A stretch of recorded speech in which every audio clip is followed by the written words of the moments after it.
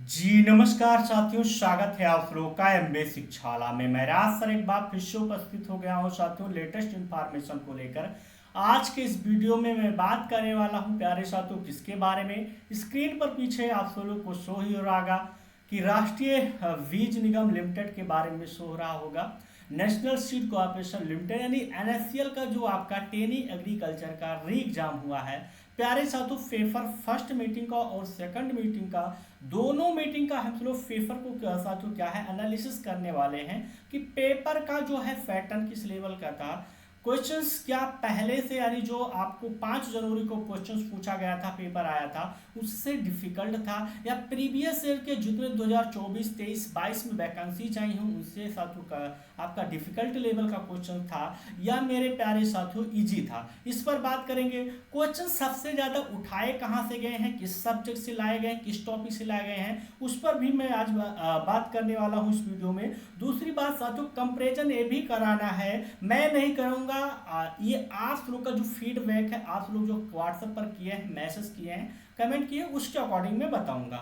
दूसरी बात, आप लोग बोलते हैं कि फर्स्ट मीटिंग का डिफिकल्ट था या सेकंड मीटिंग का डिफिकल्ट था, इजी था, उसके बारे में मैं बात करने वाला हूँ। तो मेरे प्यारे साथियों सबसे पहले मैं आपको बता दूं, ये चीज तो यूनिवर्सल ट्रूथ है, जो फर्स्ट मीटिंग का पेपर था वो साथियों क्या है सेकंड मीटिंग की अपेक्षा इजी था। बहुत ज़्यादा इजी नहीं कह सकते हैं, लेकिन मेरे प्यारे साथियों फर्स्ट यानी सेकंड मीटिंग की अपेक्षा फर्स्ट मीटिंग का जो पेपर है थोड़ा इजी आया था। लेकिन जो पहले पेपर हुआ करते थे यानी 5 जनवरी को अगर देखा जाए पेपर हुआ, उसके अकॉर्डिंग जो फर्स्ट मीटिंग का पेपर है वो भी आपका डिफिकल्ट था, यानी हार्ड पेपर आया था। कहने का मतलब है सेकंड मीटिंग की अपेक्षा फर्स्ट मीटिंग इजी था, लेकिन ना कि पहले की अपेक्षा इजी था। तो ये पॉइंट है। दूसरी बात, सेकंड मीटिंग का जो पेपर है साथियों वो मानना पड़ेगा कॉन्सेप्टुअल बेसिस साथियों क्वेश्चंस पूछे गए थे, और जहां पर जो बनता अगर डीपली अगर पढ़ा नहीं है वो क्वेश्चंस नहीं लगा पाया होगा, क्योंकि बहुत सारे क्वेश्चंस मेरे पास आए हैं जिनका मैं साथियों देखा हूं।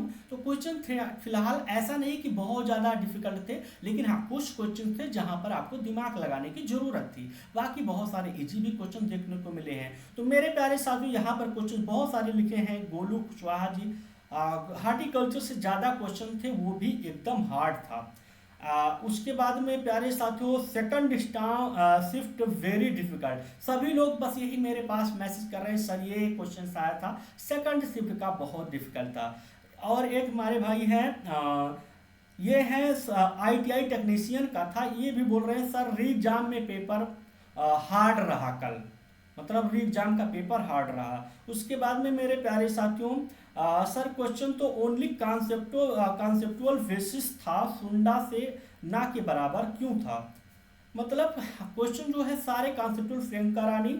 उसके बाद में है second shift NSC paper normalisation क्या होगा, first shift also tough then previous year paper, बिल्कुल ये तो मैं पहले ही बोल दिया हूँ। उसके बाद में एनी नॉर्मलाइजेशन, उसके बाद में है सर कल मार्केटिंग ट्रेनिंग का भी पेपर है उसके बारे में। तो मेरे प्यारे साथियों मार्केट जो है आपका मैनेजमेंट मार्केटिंग ट्रेनिंग के बारे में अगर मैं बात बताऊं तो वहां पर साथियों जो 2024 की वैकेंसी थी, 23 की वैकेंसी थी, 24 में पेपर आया था, उसमें सबसे ज़्यादा आपके जेनेटिक्स से क्वेश्चन मैंने देखा है। तो आप लोग पोर्शन पढ़ लीजिएगा। फिलहाल आप मार्केटिंग है तो आप एमबीए से रिलेटेड जो भी क्वेश्चन आते हैं, एमबीए के फाइनेंस अकाउंटिंग और सारे बिजनेस ऑर्गेनाइजेशन सारी चीज़ें पढ़ लीजिएगा।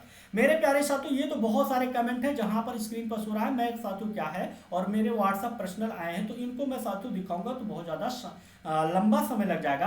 हम बात कर रहे हैं आपके पेपर की। तो मेरे प्यारे साथियों जो पेपर का लेवल था ये है कि फर्स्ट मीटिंग का आपका साथियों इजी था, बहुत ज़्यादा इजी नहीं कह सकते हैं, लेकिन सेकंड मीटिंग का आपका डिफिकल्ट था, वो भी कॉन्सेप्चुअल बेसिस था।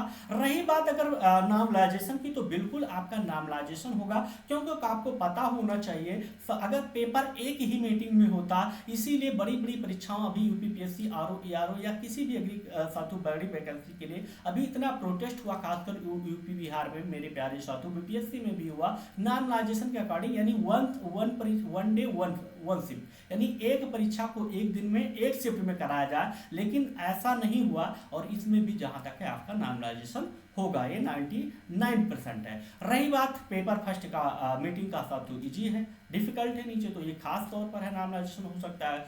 दूसरी बात मेरे प्यारे साथियों, मेरिट की मैं बात कर रहा हूँ तो मैंने कल ही वीडियो में बोल दिया था कि आपका मेरिट साथियों लगभग 80 से 82 के करीब जा सकती है। कुछ लोग बता रहे हैं 60-65 जाएगा, तो ये मेरा नोट पॉइंट है, आप लोग वीडियो रहेगा और मैं दिखाऊंगा कभी 60-65 पे आपका सिलेक्शन नहीं होगा। अगर आपके 65 नंबर क्वेश्चन सही जा रहे हैं तो ना कि मान लीजिए कि हो सकता है लास्ट में थर्ड, अगर बच्चे उतना उस तरीके से एलिजिबल ना हो, क्योंकि 15 लगभग हमें लगता है समथिंग इसी 10 एग्रीकल्चर का लगभग 15,000 फॉर्म पड़ा है। तो ऐसा थोड़ी है, पोस्ट बहुत कम है, तो ऐसा थोड़ी है कि सभी कट ऑफ डीबी में छट जाएंगे या सभी का ऐसे हो जाएगा। बहुत सारे बच्चे हैं, तो अब इतने बच्चे हैं, पोस्ट इतना कम है, तो कहीं ना कहीं मेरिट बढ़ेगी। और हर साल 72, 75, 81, 82 से नीचे कभी मेरिट नहीं गई है। तो याद रखिएगा, ये किसी भूल में मत जाइएगा। और इस बार पेपर डिफिकल्ट आया तो ये जरूरी नहीं है कि आप नहीं कर पाए, आपके बहुत सारे साथी हैं जो अच्छा स्कोर किए होंगे।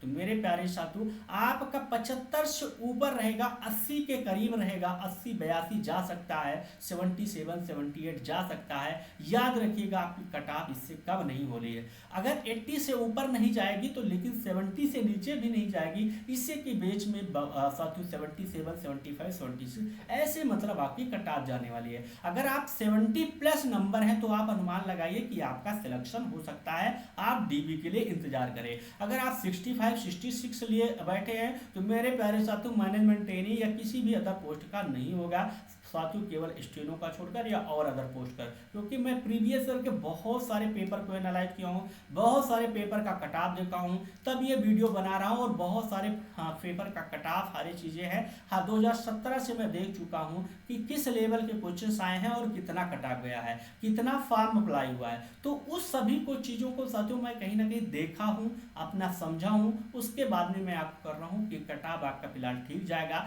70 प्लस आपके क्वेश्चन अगर सही जा रहे हैं तो इंतजार कीजिए कि हाँ मेरा सिलेक्शन हो सकता है, चांसेस बढ़ सकते हैं डीबी में, वो भी फाइनल सिलेक्शन के लिए मैं नहीं कह सकता। दूसरी बात मेरे प्यारे साथियों, आप सब लोग लगे रहिए अदर पोस्टों के लिए, अदर चीज़ों, अदर कंपटीशन के लिए। एनएससी में और भी वैकेंसी आएंगी, बहुत जल्द आएंगी, ये जरूरी नहीं है ये लास्ट वैकेंसी है, तो बहुत जल्द आएगी वैकेंसी। और इस बार खास बात है कि एनएससी बहुत पारदर्शी तरीके से पेपर कराया है। जहां तक अभी तक कोई खबर नहीं हुई है कि आपका पेपर लीक हुआ। फिलहाल पेपर आज 16 मई है और आज भी पेपर है और उसके बाद में भी पेपर है कहीं ना कहीं, तो अभी देखता है। और ईश्वर करे कि एनएससी के साथ में रहे, कि नहीं तो ये भविष्य के साथ खिलवा। एनएससी तो जो कुछ परेशान होगा वो परेशान ही होगा। आज तो लोग सबसे ज़्यादा परेशान हैं और बहुत दूर दूर से सेंटर इस बार दे दिया एग्जाम वाला। इसी वजह से बच्चे पूछ रहे थे कि सर एग्जाम का जो सेंटर है इतना दूर क्यों दे दिया गया। इसी वजह से कि जो आपके आसपास संस्थाएं थी उनमें पारदर्शिता सही से अपनाई नहीं गए। इसी वजह से आप लोग देखेंगे कि इस बार जो ज़्यादातर सेंटर हैं वो इंटर कॉलेज में जो लैब होता है या इंटर कॉलेज जैसे संस्थानों में दिए गए हैं। तो मेरे प्यारे साथियों, आशा नहीं पूर्ण विश्वास से वीडियो पसंद आएगा, यही मानकर चलिए। वीडियो बनाने का मतलब यही है, यही निष्कर्ष निकालना चाहता था कि आपका जो फर्स्ट शिफ्ट और सेकंड शिफ्ट, पहले की अपेक्षा फर्स्ट शिफ्ट का साथियों पेपर भी डिफिकल्ट था, लेकिन सेकंड शिफ्ट की अपेक्षा साथियों क्या है, इजी था। दूसरी बात, क्वेश्चंस आपके ठीक ठाक लेवल से क्वेश्चन थे जो और इतना भी गड़बड़, इतना भी डिफिकल्ट क्वेश्चन नहीं था कि अगर आप कर नहीं पाते, अगर आप पढ़े होंगे तो अच्छा स्कोरिंग किए होंगे, 70 प्लस क्वेश्चन आपके भी सही जा सकते हैं। बाकी एनएससी से रिलेटेड मेरिट की मैं बता दूं 70 प्लस ही रहेगा, 80 क्रॉस कर सकता है, लेकिन 80 से आपका 70 से नीचे नहीं जाएगा। याद रखिएगा, फिलहाल मेरे पास अभी तो मैं इसलिए इतना नंबर डिसबैलेंस बता रहा हूँ, इतना नंबर आगे पीछे 70 से लेकर और 82 के बीच में बता रहा हूँ, क्योंकि कभी मेरे पास सही से डाटा नहीं आया। अभी बच्चों का आ रहा है मेरे पास मैसेज कि जैसे आंसर किया है, सॉरी आंसर की आ जाएगी, आंसर की में बच्चे मिला लेंगे, उसी के अकॉर्डिंग मैं डिसाइड कर सकता हूँ कि आपका कट ऑफ कितना जाएगा। फिलहाल इस वीडियो का यहीं पर समाप्त करेंगे क्योंकि वीडियो लंबा हो जा रहा है। बाकी आपकी कट ऑफ एनएससी की आंसर की 2 से 3 दिनों में आ जाएगी, उसके बाद में कंफर्म हो जाएगी कि आपकी कट ऑफ कितने जाने वाली है। तो थैंक यू साथियों, जय हिंद एवरीवन।